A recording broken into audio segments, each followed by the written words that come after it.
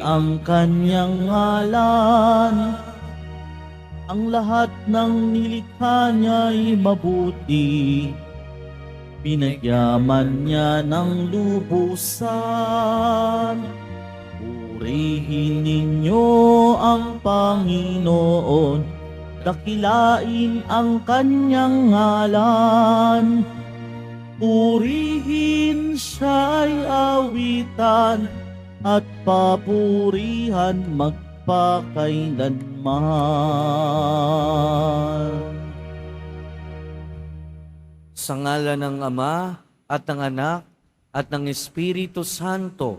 Amen. Ang pagpapala at kapayapaan mula sa Diyos Ama natin at sa Panginoong Hesukristo naway sumainyo. At sumaiyo rin.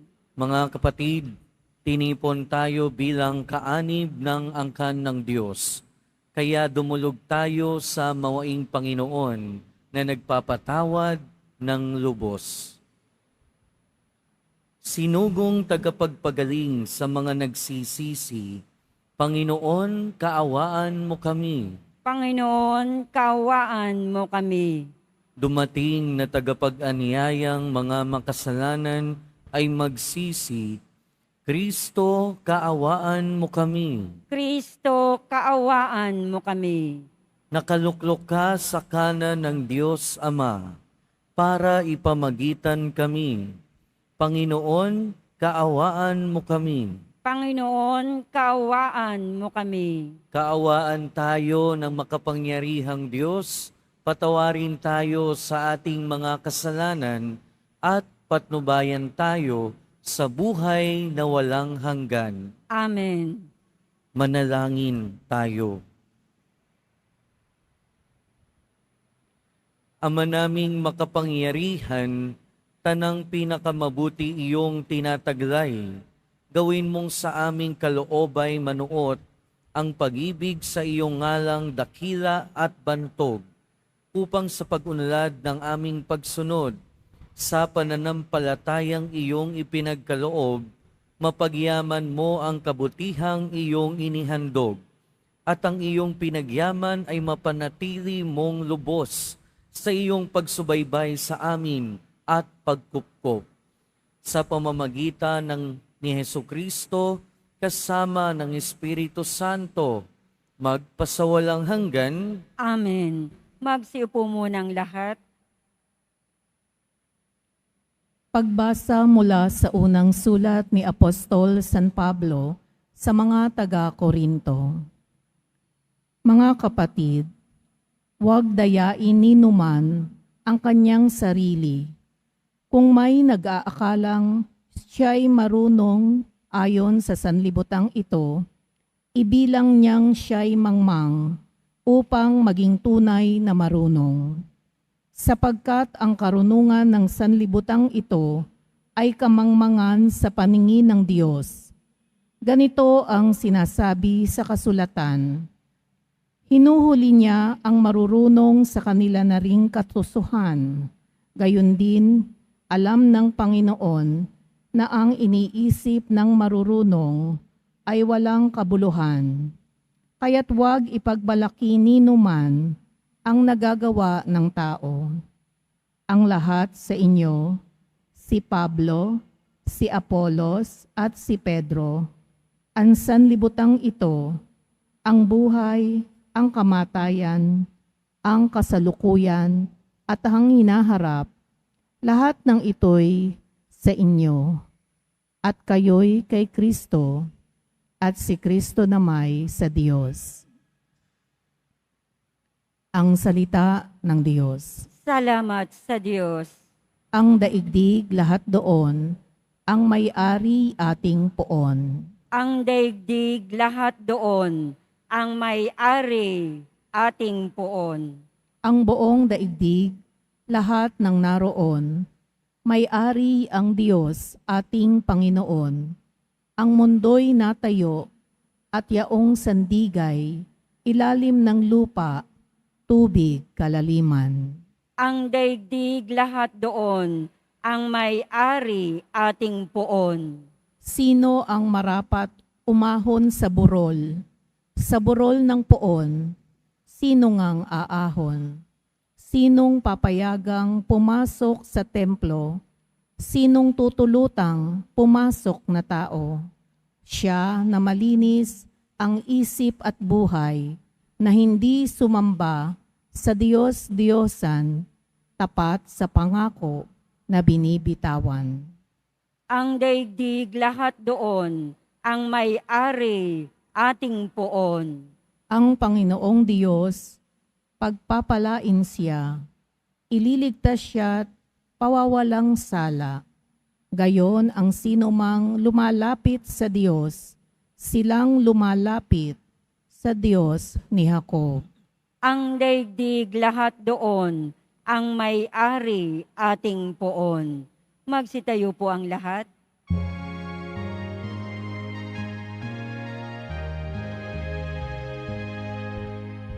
Alleluia, Alleluia, Alleluia, Alleluia.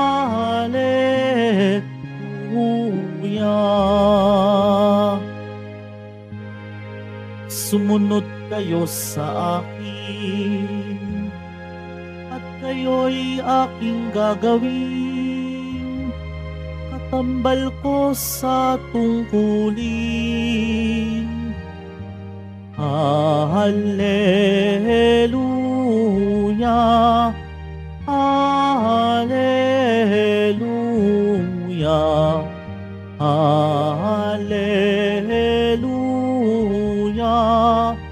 Alleluia.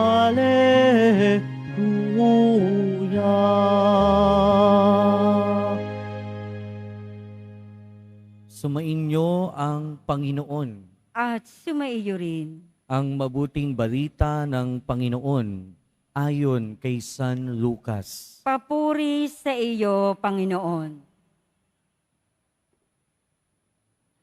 Noong panahong iyon, nakatayo si Jesus sa baybay ng lawa ng Genesaret. Pinagkalipumpunan siya ng napakaraming tao na ibig makarinig ng salita ng Diyos. May nakita siyang 2 bangka sa baybayin. Nakalunsad ang mga mangingisda at naguhugas ng kanilang mga lambat. Lumulan siya sa isa sa mga bangka at hiniling kay Simong may-ari nito na ilayo ng kaunti sa tabi. Naupo siya sa bangka at nangaral sa mga tao. Pagkatapos niya magsalita, ay sinabi niya kay Simon, "Pumalaot kayo at ihulog ang mga lambat upang manghuli." Sumagot si Simon, "Guro, magdamag po kaming napagod at wala kaming nahuli. Ngunit dahil sinabi ninyo, ihuhulog ko ang mga lambat." Gayon nga ang ginawa nila, at sa dami ng kanilang nahuli, ay halos magkasinsira ang kanilang mga lambat.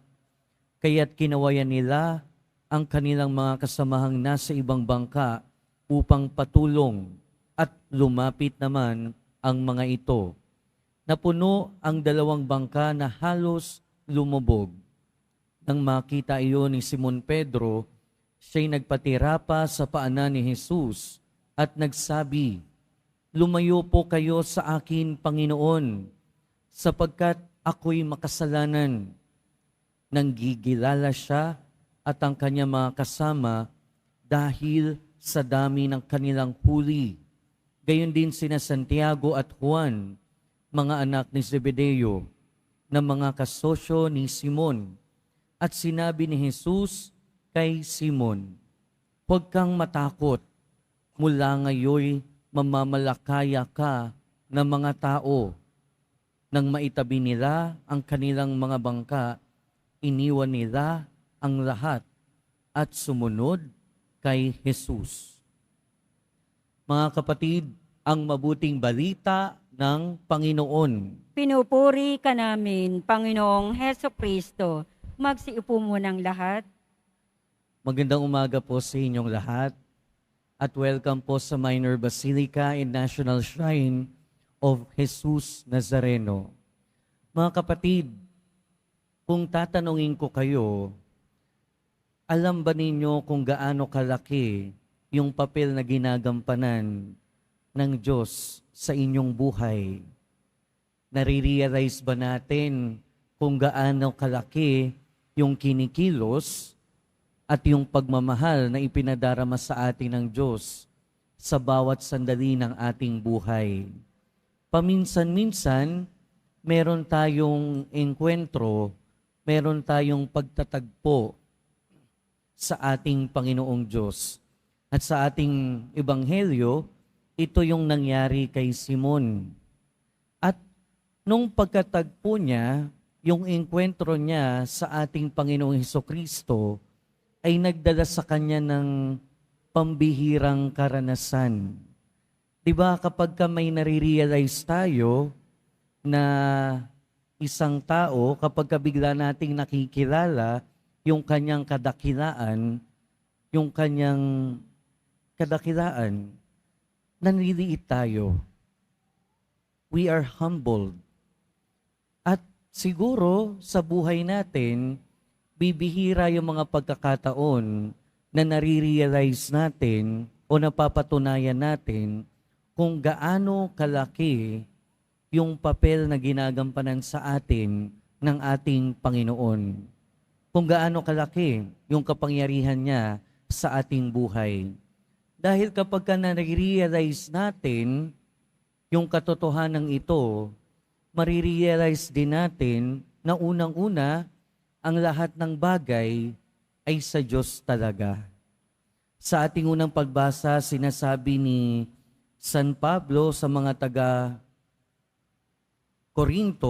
na kung may nag-aakalang siya'y marunong, ayon sa sanlibutan ito, ibilang niyang siya'y mangmang upang maging tunay na marunong. Kasi totoo naman na kahit anong galing natin, merong mas magaling sa atin. At yun ay ang Panginoon, yun ay ang Diyos. At kung susumahin natin, lahat ng galing sa mundo, lahat ng bagay na mabuti, lahat ng biyaya, ay nanggagaling talaga sa Panginoong Diyos. Kaya wala tayong karapatan talaga na magmagaling. At hindi na kailangang makipagpagalingan pa sa ating kapwa.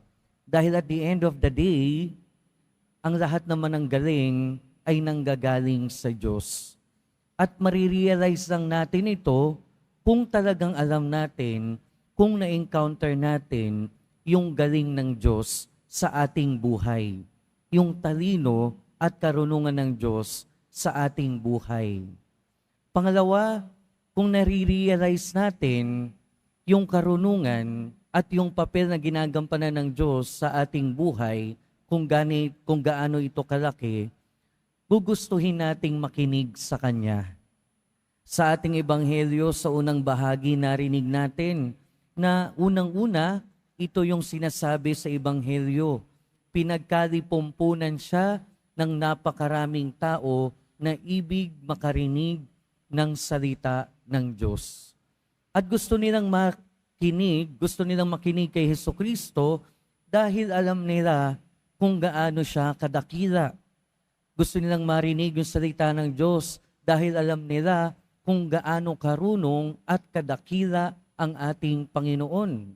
At ganun din naman sa ating buhay. Kung nalalaman lang natin kung gaano kadakila ang Diyos sa ating buhay, wala tayong aaksayahing salita niya. Lagi nating nanaisin na makinig sa salita ng Diyos. Kaya yung tanong din sa atin, gaano ba natin kagusto na makinig sa salita ng Diyos? Na sa tuwing uupo tayo sa misa, sa tuwing aatin tayo sa misa, gaano ba natin kagustong makinig sa Kanyang salita? O baka naman ayaw nating makinig?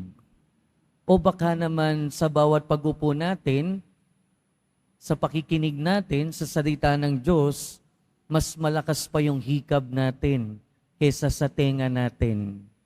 O baka naman mas malakas pa yung gusto nating, yung kagustuhan nating lumabas at matapos na yung misa kesa sa kagustuhan nating makinig. Dahil kung ganun, kung mas malakas pa yung udyok ng ating buhay sa labas kesa sa pakikinig sa salita ng Diyos, baka naman hindi pa natin nare-realize kung gaano kalaki yung kapangyarihan ng Diyos sa ating buhay. At ikatlo, kung alam natin, kung nararanasan natin, at kung marirealize lang natin kung gaano kadakila ang Diyos sa ating buhay, manliliit tayo. Marirealize natin kung gaano tayo kamakasalanan. At ito yung karanasan ni San Pedro sa ating ebanghelyo. Buong gabi silang nangingisda, buong gabi wala silang huli. Pero ito, nakita nila ang ating Panginoon at sinabi sa kanila, ihulog nyo ang inyong lambat. At hindi naman sila nabigo, punong-puno yung 2 bangka at halos humingi pa nga sila ng tulong para lang mabuhat nila, madala nila sa pampang yung mga isda. Pero ano yung naging reaksyon ni San Pedro? Lumayo ka sa akin, Panginoon, dahil ako'y makasalanan. Upon realizing kung gaano kalaki at kadakila at kabanal ang ating Panginoong Hesukristo, na-realize ni San Pedro kung gaano kalaki yung kanyang kasalanan. Na-realize ni Pedro kung gaano siya kaliit. At kung maiisip natin, kung marirealize din natin kung gaano kadakila ang Diyos sa ating buhay, marirealize din natin kung gaano tayo kaliit at kung gaano tayo kamakasalanan. Mga kapatid, ang engkwentro ni Pedro sa kabanalan ng ating Panginoong Hesukristo, nawa ay sumalamin sa ating engkwentro sa kabanalan ng Diyos sa bawat sandali ng ating buhay. At yung mga pagbasa natin ay hindi para ipamukha sa atin kung gaano tayo kamakasalanan. Yung mga pagbasa natin ay para ipaalala sa atin kung gaano kalaki ang pagmamahal at ang pagiging mapagbigay ng Diyos. Na sa kabila ng ating pagiging makasalanan, sa kabila ng ating pagiging tao na marupok sa kasalanan, hindi tumitigil ang Diyos sa paglapit sa atin at sa pagbibigay sa atin. In the same way, hindi siya tumitigil sa pagtawag sa atin para maglingkod sa Kanya. Kaya nga ang paalala din sa atin, katulad nung paalala niya kay San Pedro, huwag kang matakot. Mula ngayon, magiging mamamalakaya ka ng mga tao. Ganon din yung sinasabi sa atin ng ating Panginoon, kung ano man yung misyon natin sa buhay, huwag kang matakot. Amen. Magsitayo na po ang lahat.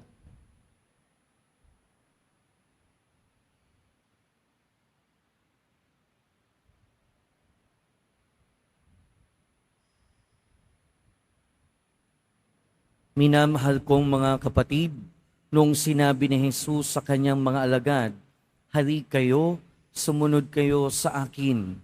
Tinatawag rin niya tayo sa kanyang halimbawa ng panalangin upang ibahagi ang panalangin sa iba. Maging mapagbigay tayo sa ganoong panalangin at sa bawat panalangin ng ating itutugon, Banal na Guro, tulungan mo kaming lumusong sa kalaliman ng iyong pag-ibig. Banal na Guro, tulungan mo kaming lumusong sa kalaliman ng iyong pag-ibig.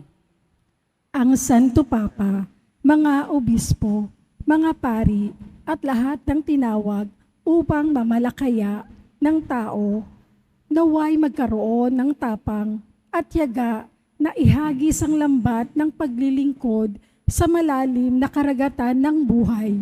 Manalangin tayo. Banal na Guro, tulungan mo kaming lumusong sa kalaliman ng iyong pag-ibig. Ang mga mangingisda at lahat ng nagtatrabaho sa karagatan, naway tumanggap ng maraming ani ng nag-uumapaw na yaman ng Diyos, manalangin tayo. Banal na guro, tulungan mo kaming lumusong sa kalaliman ng iyong pag-ibig. Tayo naway magkaroon ng katapangan na ipahayag sa mga hindi sumasampalataya ang mabuting balita ng Panginoon. Manalangin tayo. Banal na guro, tulungan mo kaming lumusong sa kalaliman ng iyong pag-ibig. Ang mga may sakit, mga nalulumbay, at mga nagdurusa sa karamdaman ng isip at katawan, naway hipuin ng Panginoon. Manalangin tayo. Banal na guro, tulungan mo kaming lumusong sa kalaliman ng iyong pag-ibig. Ang mga yumao, naway makamit kay Kristo ang walang hanggang gantimpala. Manalangin tayo. Banal na guro, tulungan mo kaming lumusong sa kalaliman ng iyong pag-ibig.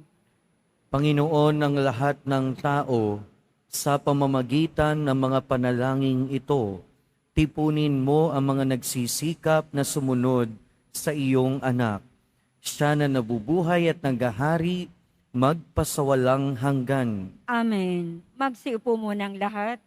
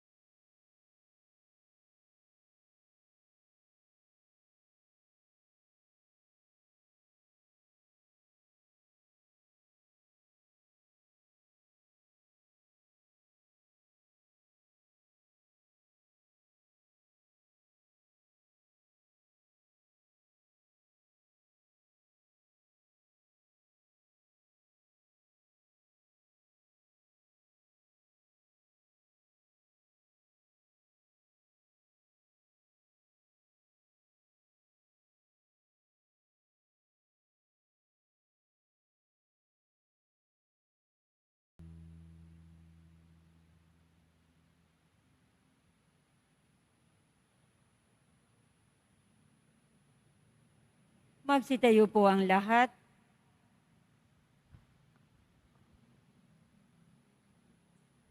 Manalangin kayo mga kapatid, upang ang paghahain natin ay kalugdan ng Diyos amang makapangyarihan. Tanggapin nawa ng Panginoon itong paghahain sa iyong mga kamay, sa kapurihan niya at karangalan, sa ating kapakinabangan at sa buong sambayanan niyang banal. Ama naming lumikha, ang banal na paghahain ay lagi nawang magdulot ng iyong pagbabasbas na sa amin tumutubos upang ang ginaganap mo sa aming pagdiriwang ay maging lubos na pagkakaloob ng iyong pagmamahal sa pamamagitan ni Jesucristo kasama ng Espiritu Santo, magpasawalang hanggan. Amen. Sumainyo ang Panginoon. At sumaiyo rin. Itaas sa Diyos ang inyong puso at diwa. Itinaas na namin sa Panginoon. Pasalamatan natin ang Panginoong ating Diyos. Marapat na siya ay pasalamatan. Ama naming makapangyarihan, tunay ngang marapat na ikaw ay aming pasalamatan. Sa iyong paglingap at kagandahang loob, ang tao'y nilikha mo't pinangasiwa sa sansinukob. Sa hangad mong siya'y iwastong lubos, siya'y pinagdusa mo sa kanyang pagtalikod. Sa iyong paggiliw, iyong ipinahintulot na makabalik siya sa pamamagitan ni Kristo Jesus. Kaya kaisa ng mga anghel na nagsisiawit ng papuri sa iyo, nang walang humpay sa kalangitan, kami nagbubunyi sa iyong kadakilaan. Santo, Santo, Santo, Panginoong Diyos ng mga hukbo, napupuno ang langit at lupa ng kadakilaan mo, o sana sa kaitaasan. Pinagpalang na paririto sa ngalan ng Panginoon, o sana sa kaitaasan. Magsilud po ang lahat. Ama naming banal, ikaw ang bukal ng tanang kabanalan. Kaya't sa pamamagitan ng iyong Espiritu, gawin mong banal ang kaloob na ito upang para sa amin maging katawan at dugo ng aming Panginoong Hesukristo. Bago niya pinagtiis ang kusang loob na maging handog, hinawakan niya ang tinapay, pinasalamatan kaniya, pinaghati-hati niya iyon, iniabot sa kanyang mga alagad at sinabi, "Tanggapin ninyong lahat ito at kanin. Ito ang aking katawan na ihahandog para sa inyo."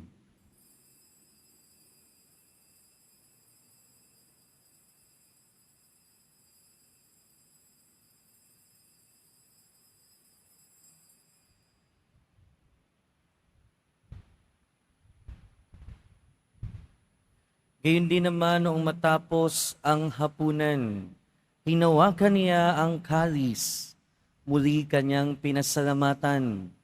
Iniabot niya ang kalis sa kanyang mga alagad at sinabi, "Tanggapin ninyong lahat ito at inumin. Ito ang kalis ng aking dugo, ng bago at walang hanggang tipan. Ang aking dugo na ibubuhos para sa inyo at para sa lahat, sa ikapagpapatawad ng mga kasalanan. Gawin ninyo ito sa pag-alala sa akin."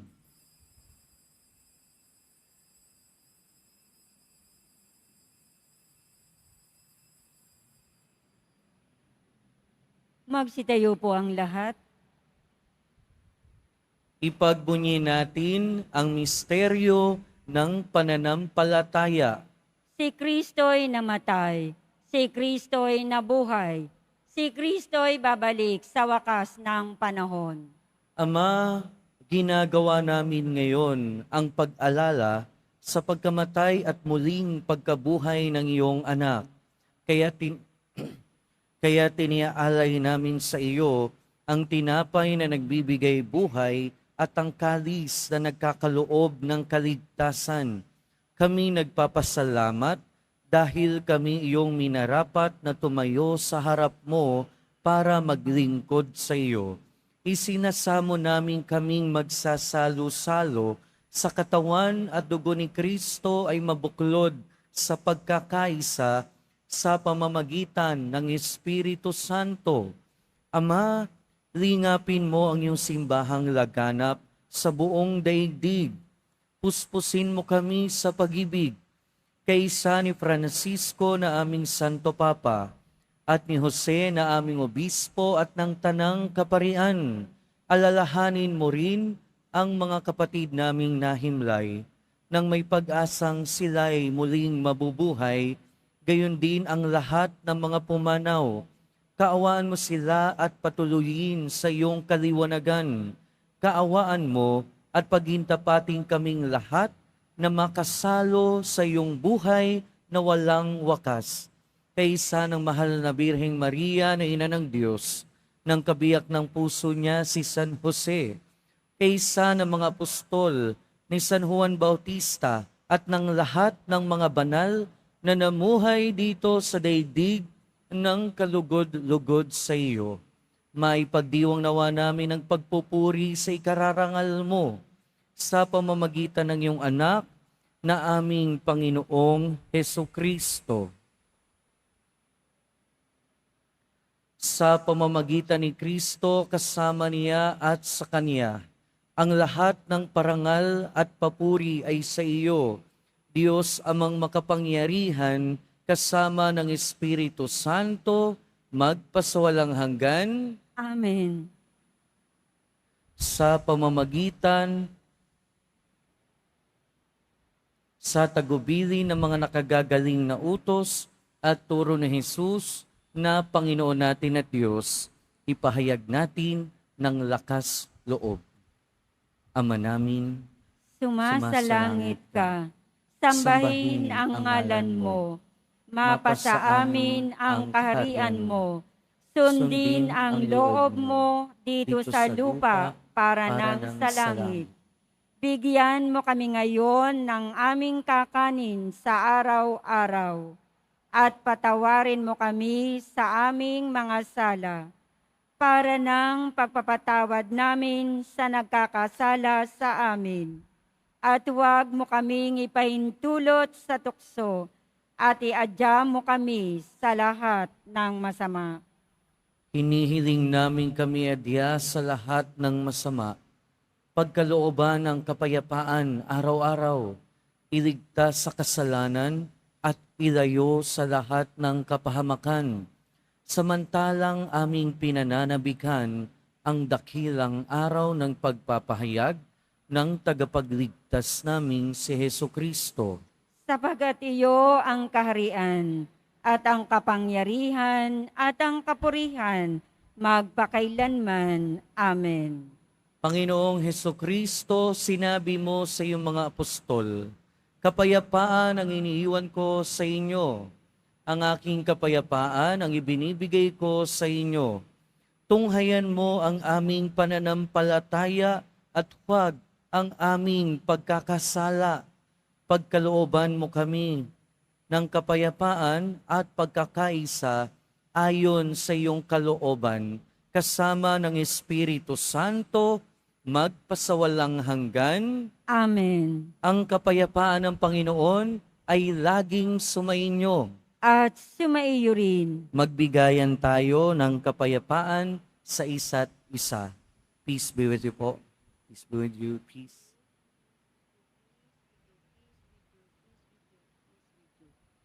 Kordero ng Diyos na nag-aalis ng mga kasalanan ng sanlibutan, maawa ka sa amin. Kordero ng Diyos na nag-aalis ng mga kasalanan ng sanlibutan, maawa ka sa amin. Kordero ng Diyos na nag-aalis ng mga kasalanan ng sanlibutan, ipagkaloob mo sa amin ang kapayapaan. Magsulod po ang lahat. Ito ang kordero ng Diyos. Ito ang nag-aalis ng kasalanan ng sanlibutan. Mapalad ang mga inaanyayahan sa kanyang piging. Panginoon, hindi ako karapat-dapat na magpatuloy sa iyo, ngunit sa isang salita mo lamang ay gagaling na ako.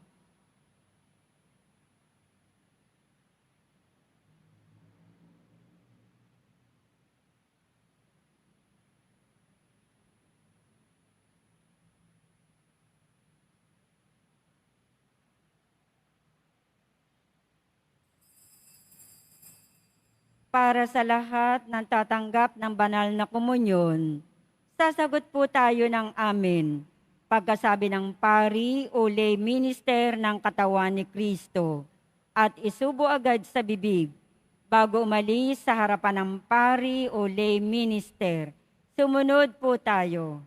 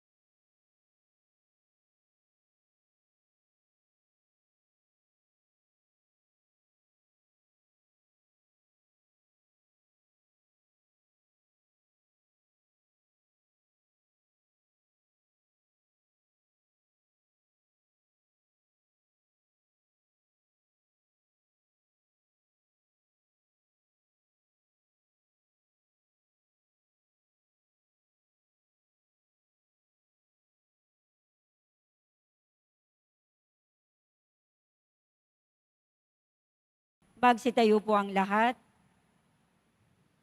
Manalangin tayo.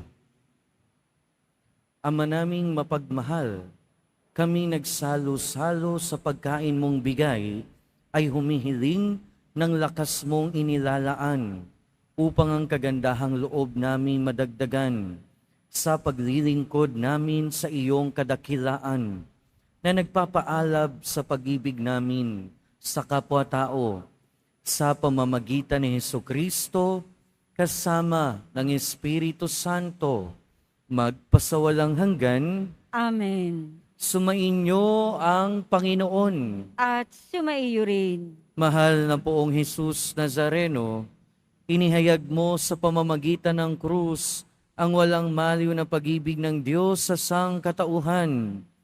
Pakinggan mo ang kahilingan ng iyong angkan na nagsusumamo sa iyo. Makamtan nawa nila ang iyong katugunan at tanggapin ang kasagutan na may utang na loob na tinatanaw. Basbasan din po ninyo ang mga daladala nilang imahen at dasalan. Sa pamamagitan ng bendisyon na ito, naway maalala nila ang mga pangako nila noon sa binyag, na ikaw ang kanilang iibigin at paglilingkuran bilang Panginoon magpasawalang hanggan. Amen. At pagpalain kayo ng makapangyarihan at mahabaging Diyos, Ama, Anak, at Espiritu Santo. Amen. Humayo kayong taglayang ang kapayapaan ng Poong Jesus Nazareno. Salamat sa Diyos.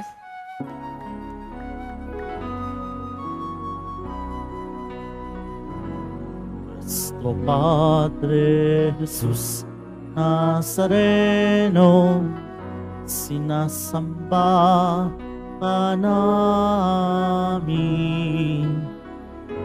pinipintungo ka namin, aral mo ang aming buhay at kaligtasan.